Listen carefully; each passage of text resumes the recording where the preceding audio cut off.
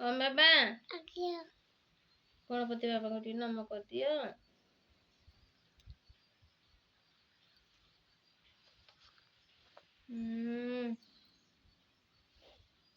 ମୁଁ ଏବେ ତମକୁ ରଥଯାତ୍ରା ବିଷୟରେ କିଛି କ୍ୱେଶ୍ଚନ ପଚାରିବି, ତମେ ତାର ଆନ୍ସର ଦବ ହେଲା। କହିଲ ଶ୍ରୀ ଜଗନ୍ନାଥଙ୍କ ବଡ଼ ପର୍ବର ନାମ କଣ?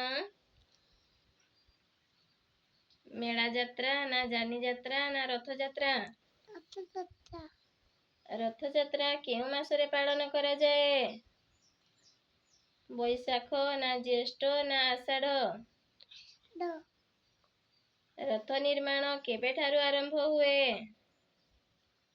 ବିଭକ୍ତି ତୃତୀୟା ନା ସମାସ ତୃତୀୟା ନା ଅକ୍ଷୟ ତୃତୀୟା? Good boy. ରଥଯାତ୍ରାର ଅନ୍ୟ ନାମ କଣ? ଟୁସୁ ଯାତ୍ରା ନା ବାଲିଯାତ୍ରା ନା ଘୋଷ ଯାତ୍ରା? Good boy.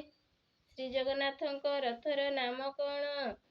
ନାକ ଘୋଷ ନା କାନ ଘୋଷ ନା ନନ୍ଦୀ ଘୋଷ? Good boy. ରଥଯାତ୍ରାରେ କାହାର ରଥ ପ୍ରଥମେ ଗଡ଼ିଥାଏ? ସୁଭଦ୍ରା ନା ସୁଦର୍ଶନ ନା ବଳଭଦ୍ର? Good boy. ରଥ ନିର୍ମାଣ ପରେ ତିନି ରଥର ପ୍ରତିଷ୍ଠା କିଏ କରିଥିଲେ? ଶିବ ନା କୃଷ୍ଣ ନା ନାରଦ? Good boy.